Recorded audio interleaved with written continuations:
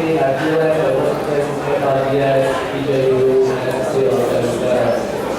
here for you guys to answer your questions, so I hope you guys get something out of this. Hey, Ocktoberfest, what's up? Are you enjoying today? Good. Thanks a million to Anthony Jones. I certainly appreciate all the work that you've done, and I certainly appreciate being here. I'm Dr. Victor Seltzer. My work has really been in the nonprofit world. I've developed 9 homeless shelters in New York City, created a couple of programs in Atlanta, as well as North Carolina. My work has been supported through Maya Angelou, who is a great friend of mine in North Carolina. Oprah supports my fundraisers every single year. Thanks over $50,000 every time I do something, so I'm grateful for that. How I actually became in the entertainment industry is that every time I did fundraisers, I'm a grant writer, so I'll always create funding for artists. How I became interested in artist management is that artists always ask me, every time I got them to do a fundraiser, what is it next that you need me to do? I wind up managing a number of things that artists are doing. So to create funding opportunities for artists is really what I'm really about. It's not really artist development, but creating the funding that you absolutely need to get where you want to go. That's kind of who I am and what I do. Hi everybody, how is everyone doing today? I want to hear you, let me hear you. Much better. How are you? I'm Calvin Stevens. How I started in the industry, I was a performing arts teacher, and I started with my first groups doing shows, and my first girl group was 3LW. Remember them? And that's how I got into business, and I got cute after that. So, or your kids know them as the Cheetah Girls. So that's how you remember. Then my second girl group was Allure. You know Allure? Remember Allure? Yes. And so I got cuter after that. I was working with a wonderful bunch of people. I worked with Raven Simone. And then after all that, we were developing another artist, and her name is Alicia Keys. And I was part of that camp. And Mr. Jeff Robinson, who was the manager, at the time he was a vice president of A&R at Arista and J Records. He took over and made her become a big star. So that's how we got together, and that's how we do. So we do artist development, product placement, and everything like that. And I'm gonna pass you over to Michelle Medina, because we worked already with her. We do all the marketing placement. She's one of our supervisors. Hi everyone, I'm Michelle Medina. I work at Sony Music. I've been in the industry for over 13 years. Love you! I'm in charge of all special events US. I have a staff that reports into me, and I have something to do with the final product, the CD, make sure the CDs are placed for our artists, and that we have events and fan experiences that drive sales. So I kind of put that together as part of the marketing plan for an artist under the Sony Music umbrella. I'm Corey Jones. I'm also part of the Sony family. My story is a little different. I started at Motown when I was 15. I signed as a development artist. Did a few things with Everybody Has Voice to Men. So worked with them, and then kind of moved on, went to school, and after school, for college, I interned actually over at Sony, went to law school, and kind of worked my way up, and kind of been over there, and now working with rock and roll TV.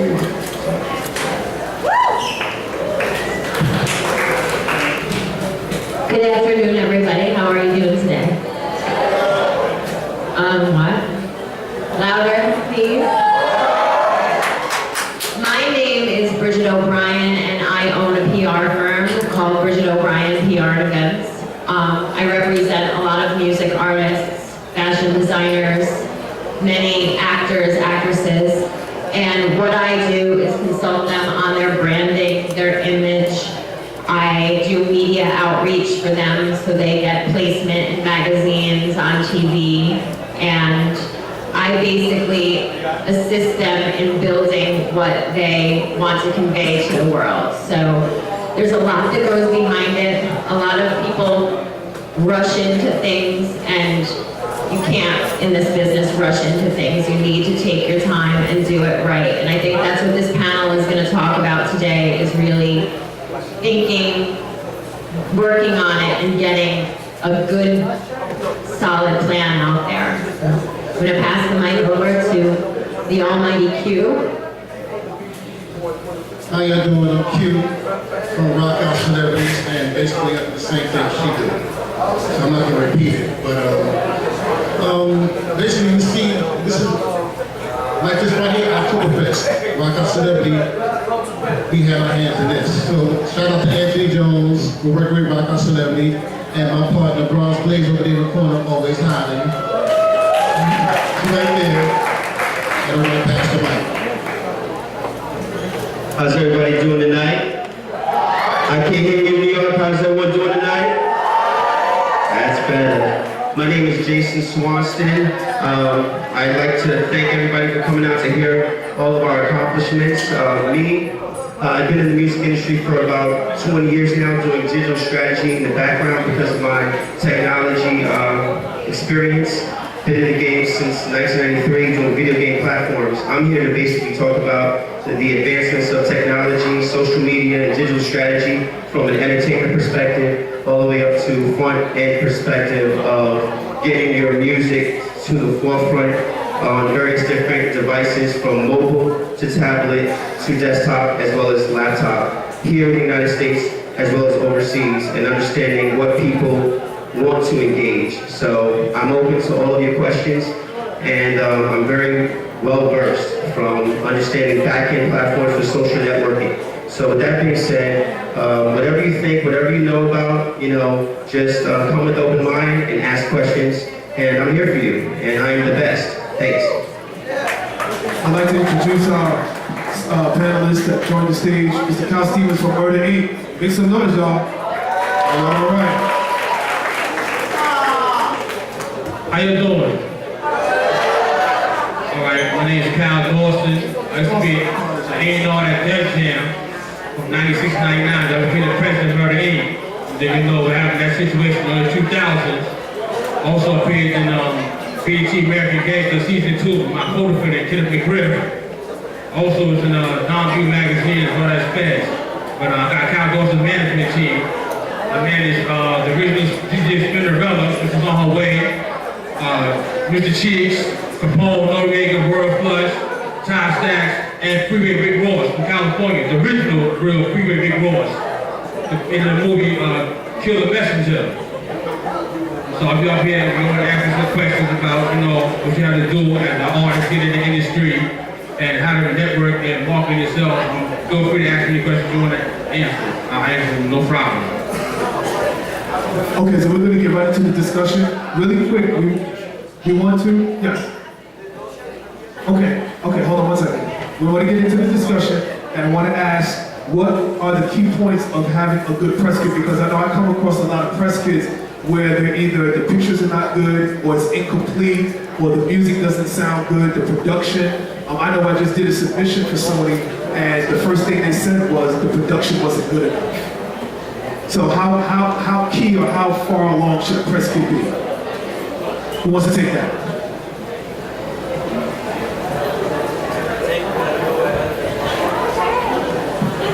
Hello? Well, press kit, let's talk about press kits real quick. Press kits is going to reflect yourself. So how do you want yourself to reflect to others and the company? I mean, you put into what you want to look like. I mean, if you come out to this event, it's first impression, ain't it? So if you come out looking, that's how we going to look at you, like, next. Also, you're sending, the first thing that anyone asks for is a press kit. If I'm doing this middle for an artist to a magazine or to TV, or I'm submitting them to a record label, the first thing they ask for is, let me see their press kit. So they're not just asking me, they're asking tens of thousands of publicists and managers every day, send me the press kit. So the press kit goes to them. If it does not catch their eye within 2 seconds, they're not even going to finish reading it. if there are misspellings, if there are incomplete information in there, if your pictures are not of professional quality. I cannot tell you how many times that I've seen pictures come that people have taken with their iPhone or a selfie in a mirror, and they think that that's appropriate to send out for professional purposes. You need to go hire a professional photographer and get photographs.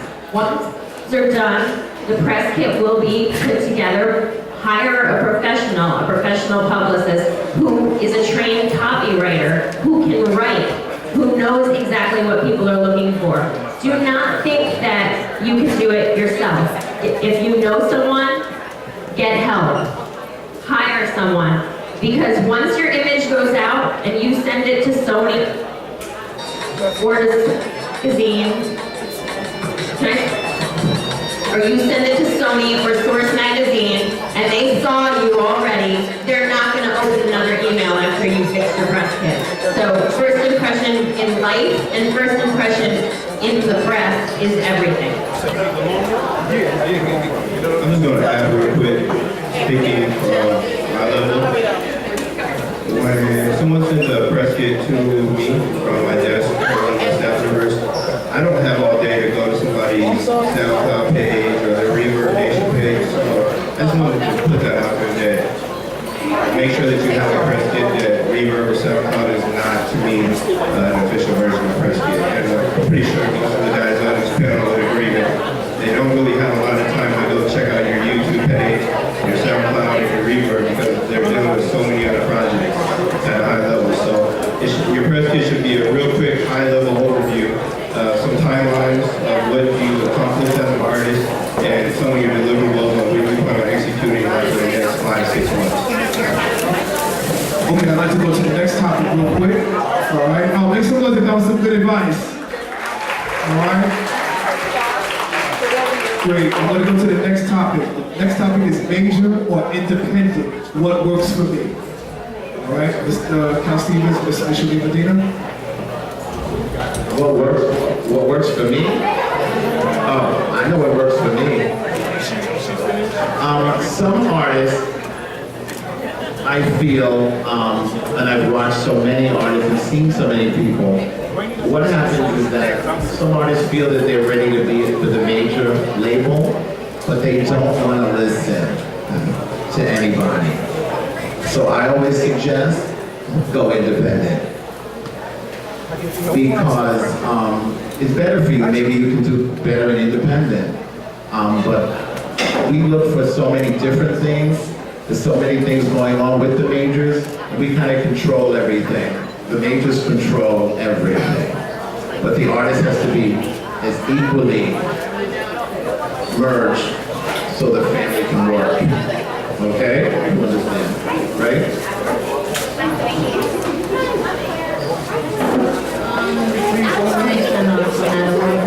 Because I do work at a major music group, and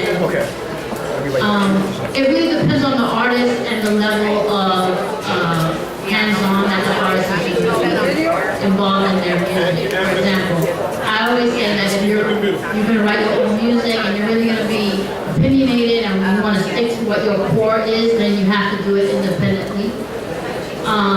Because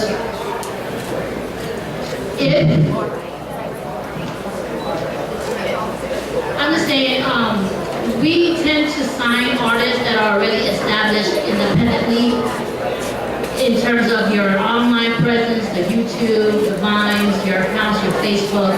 So independently on your own, you guys have to establish yourself and develop as an artist, go through lessons and develop your persona. And then a major is going to notice you. And that's how it really is done nowadays. So as a developing artist, you really have to have your mindset as an independent artist and then build yourself up to sign with a major label. So let's just kind of put this straight. No one is giving out funds for artists under no circumstances. Labels are not paying you to develop who you are. That is a thing in the past. It makes sense to go independent because when you go independent, you can leverage, once you have developed your social network, and once you develop your following, and once you have your music on downloads where people are paying you for your music, and you are selling your music, and you are selling your merchandise, you can better leverage yourself with a major. Because an A&R from a major is definitely going to become looking at you when you have leveraged yourself. So you have to do all the development work yourself. When you even take a look at your bio and your press kit, that bio and that press kit needs to look like a magazine layout. Everything that you do needs to look to perfection. Everything. On your social network needs to be up to par. Even with your social network, you just can't have people liking your pictures. People need to, your comments and your likes need to also count in that. You know, so that they know that people are really paying attention to you. Okay? So what I wanted to add to that, and I appreciate you guys because you guys are the majors. I was part of the whole Master P wave when Master P got his PND deal back in the 90s. And one thing I learned from Percy was, you know, always own your own music, your own rights. And yes, you do have to have a level of professionalism when you are an independent artist. But the point I really want to make is you really have to know what you want to do. You know, do you want to be an independent artist or do you want to be an independent record label with your friends? You know, not just watching, you know, the ASAP Rocky boom and saying, you know what, if I have a bunch of viral videos on Tumblr, then I'm going to go get a deal. You know, it doesn't work that way. And these people are, and I want everybody to really listen to these people on the panel because they are actually in the element, in the know right now. With that being said, from an independent standpoint, if you are going to be independent from a social media standpoint, you really have to be as aggressive as possible. Don't go out there and buy numbers and attach it to your Instagram account because that we know that. You know, I've been doing that for a living for a lot of major celebrities. You know, I'm not going to name any names, but the point is when you're doing digital strategy. And you really want to make an impact with people like us on the panel right now, make sure you have all of your ducks in order from your barcode, owning your barcode, selling your units, and making sure that you have a tangible that we can look at and say, you know what, that person actually knows what they're doing. And if you don't know, everybody, ladies and gentlemen, if you don't know what you're doing, ask questions and don't assume anything because we will know that you don't know, and then it makes our job harder to assist you down the road. If you just want to be an independent artist or if you want to go get signed. That is the major issue with a lot of artists that I've had. And I work with over 150 acts. You know, from the late 90s working for Biggie all the way up to working for Lil Wayne last year doing his digital strategy for Truck Fit. The point is that you have to know what you want when you have your social media presence on Front Street, and you have to understand that you want to sell records all the time. That's all we care about is selling records. That's what the record labels care about. That's what you should care about. That's the only thing. And yes, if you do have a couple of friends that, you know, that promote you, then tell them, listen, I need you to keep on promoting my stuff. I need you to keep on, you know, commenting. You know, at the end of the day, people are going to respect that and they're going to look at it. And don't rely only on social networks that are in quarantine to the United States from Twitter and Facebook. Reach out to the Eastern European market, you know, like VK.com, which is Russia's version of Facebook. The Eastern European market love, you know, hip-hop and R&B, as well as the London market, the European market. So just know that there's various different areas online that you really have to research to get your word out there because the record label executives want to know if you can have that international sell appeal. And that's all I wanted to add. He basically summed it up, a lot of things I was going to address. But as an independent artist, I mean, like, you got to work. I mean, because I have a management company and it's 12 hours a day. I'm at least working at least 21 hours a day. I tell my clients in a minute, if you want to try to get paid, I'm not going to work harder than the artist. I mean, if you don't want to get out there and network and do what you got to do because you got no budget behind you, the majors ain't going to listen to you. They want to see numbers. It's all about numbers. I just had a meeting last week with a major distributor. We right now between $2 to $4 million. Because I have an independent artist that's sitting over there, named Ty Stacks. He's right there with the white sweatshirt hoodie on. He's from North Carolina, Charlotte. He just opened up last week with Boosie, Future, and Sunie Wild at Northwest University, their homecoming.